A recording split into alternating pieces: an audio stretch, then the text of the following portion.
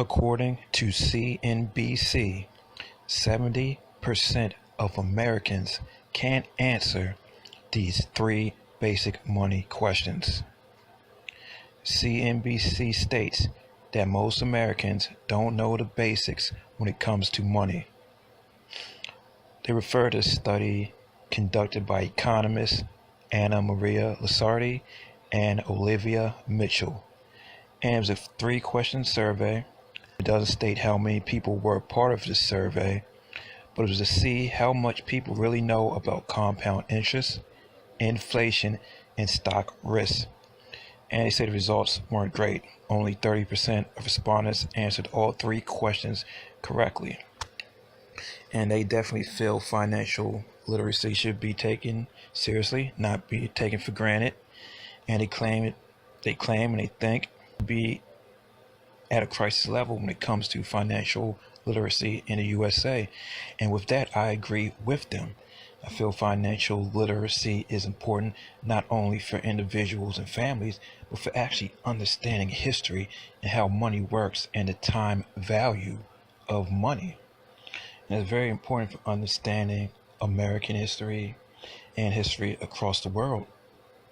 Because when you have access to capital, especially hundreds of years ago, that had a chance to grow, had a chance to be passed down, if you weren't blocked from wealth, you're able to reap those benefits, and your family in the future is able to reap those benefits and keep it going.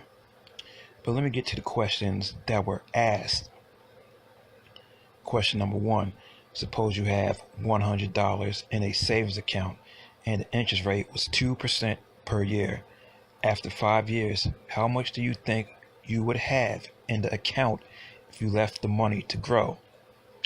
And the choices are A, more than $102, B, exactly $102, C, less than $102, D, I don't know.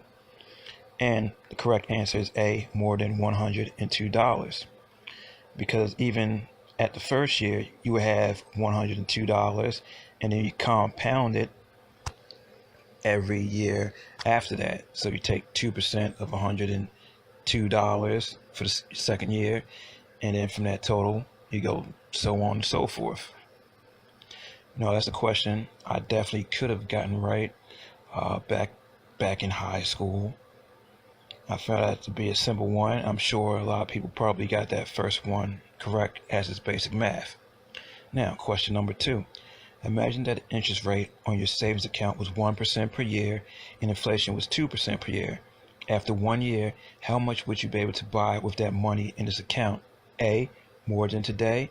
B, exactly the same as today. C, less than today. And D, I don't know. The correct answer is C. You know, inflation is at 2%. Your rate is only 1%, so you're losing 1%. Simple math, but it's not a concept that people tend to know in grade school, and maybe not even in college unless they took an economics class or a finance class or an accounting class. That's obviously something I would not know in grade school. That's something I did not learn into college once I got around to economics. And obviously I knew it once I got to doing finance, because in college I started communications my first year. I just wanted to pick any old thing to do because I had no idea that finance was a thing or economics, etc. Okay, that wasn't even exposed to me in high school, because in high school they spend so much time pushing STEM, and on the other side maybe something liberal arts and arts in general, that business and money and finance just wasn't something that was out there.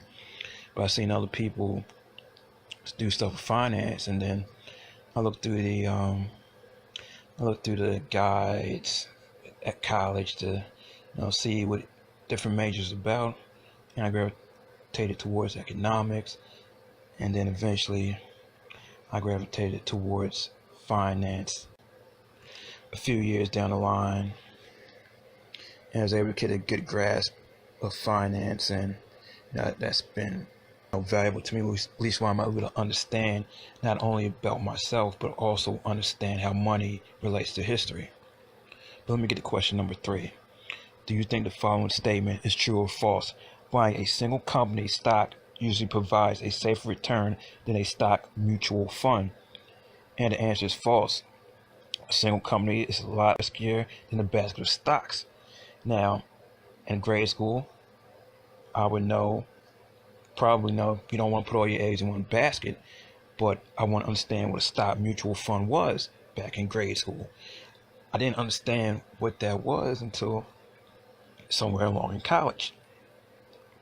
So yeah, definitely I can see why people can't get all 3 questions correct. Yes, I'm in a minority that I'm able to get all 3 questions right because I have the education through college.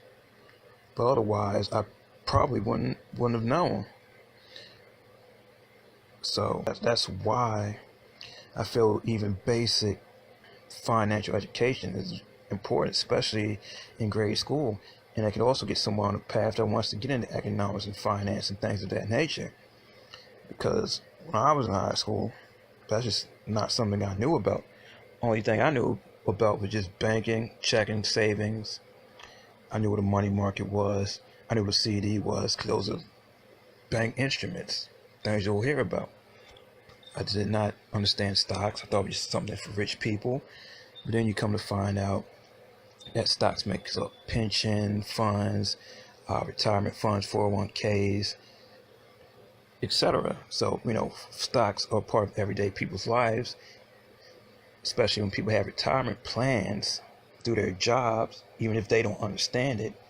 And it can even be for regular people just trying to build up wealth as you learn. But one of the great things I was put on to, I think second year of college or so, once I got into economics, economic teacher mentioned the name Jim Cramer. So once I was many years down the line, maybe you could say maybe 8 years down the line, so I decided, start watching CNBC to see what's going on and, up my real world type of knowledge.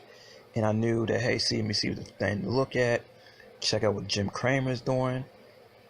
And, I've gotten a lot of insight from CNBC as it pertains to certain things, and just get familiar with, with the lingo and what's going on from day to day in the business world and in the stock world.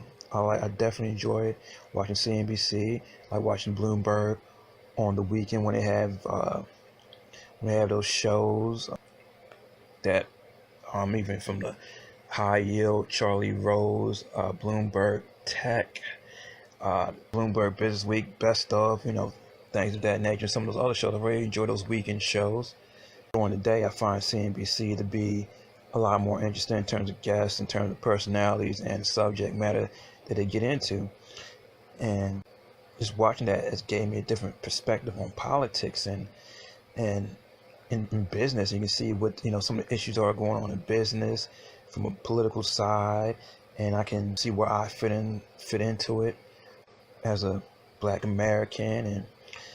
And you can see how some of these companies are trying to push diversity, how some of them mistake diversity for simply being white women and maybe occasionally Asian women, but not necessarily any type of Black people or even Latino or Latina people to a degree. And you just see those certain push, but you don't see the Black push into those things. And you research and you start understanding the wealth gaps and racism in this country better once you understand money. So understanding money and finance is just important to understand American history and the things that are done to people and how boxing people out of economic instruments, even from simple things as home ownership when they had a redlining, is very impactful, not only at that time but down the line. I don't want to get too far off my point, but I just want to reiterate the point that, yeah, it does concern me that 70% of Americans can't answer those 3 basic money questions, because that skews history. And that just skews people's whole thought process about money and the importance of money. Some people say they don't care about it, but it's easy to care when you really don't understand why you have the things you do, why certain things be able to pass down in your household in terms of homes and down payments, and those things don't happen in other households. But that's my take on it. That's all I gotta say about that. Iceberg Jim out. Deuces.